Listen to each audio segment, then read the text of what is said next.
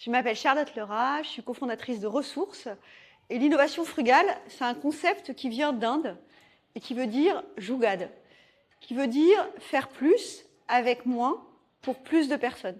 C'est remettre l'individu, remettre la personne au cœur de toutes nos actions, de toutes nos stratégies. Aujourd'hui, on voit bien qu'on est face à des multiples crises. Et c'est comme si on avait une crise qui se rajoute à une autre crise, comme plein de vagues qui arriveraient vers nous.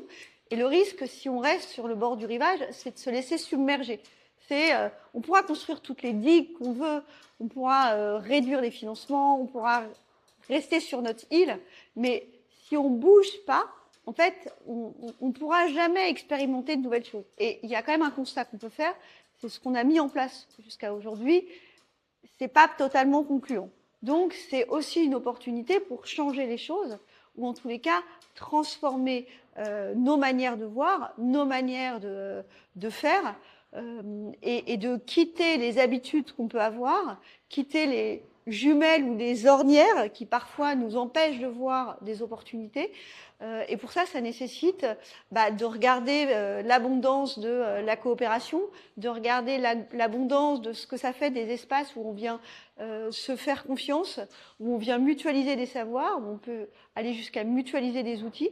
Donc c'est vraiment un changement de paradigme et qui finalement est pas si compliqué que ça, puisque c'est le système D, c'est quelque chose que en fait, finalement, qui est assez partagé, qui existe depuis tous les temps, mais comment on vient de le transformer en outil de résilience pour résoudre tous les problèmes qui sont face à nous aujourd'hui. L'innovation frugale, elle a extrêmement bien trouvé sa place ce matin. En fait, à la fin des échanges des trois groupes, qu'ils soient le groupe de pilotage, groupe d'évaluation, groupe de coopération, en fait, on retrouve la notion de l'individu au cœur. Comment chacun peut contribuer à l'éducation et comment on arrête d'être sur une vision de experts versus bénéficiaires, mais plutôt les bénéficiaires deviennent eux-mêmes les moyens, les outils de la diffusion, comment chaque bénéficiaire devient entrer en résonance autour de l'éducation, comment on peut par exemple imaginer qu'un enfant vienne former ses parents, sa maman à l'écriture. C'est vraiment revenir au cœur, à savoir l'individu, comment se connecter avec son empathie pour imaginer des nouvelles solutions. Et finalement, c'est pas tant un processus qu'un état d'esprit. C'est accepter de voir les choses comme une opportunité et non pas comme quelque chose qui est une contrainte.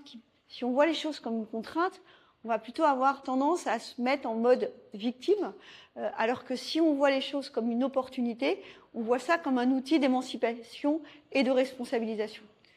Pour finir, je dirais que l'innovation frugale en coopération, c'est vraiment comment on apprend à mutualiser ensemble. Comment on vient s'aligner sur les valeurs, comment on vient s'aligner sur nos objectifs communs, à savoir une éducation pour tous et pour toutes, de qualité tout au long de la vie, et comment on place chacun en position d'acteur et en multiplicateur d'autonomie, en multiplicateur de pouvoir d'agir et de capacité d'agir. Les perspectives, c'est que, en fait, quand on regarde uniquement sous forme d'indicateurs ou de cadres, en fait, on est dans une logique de cases à cocher.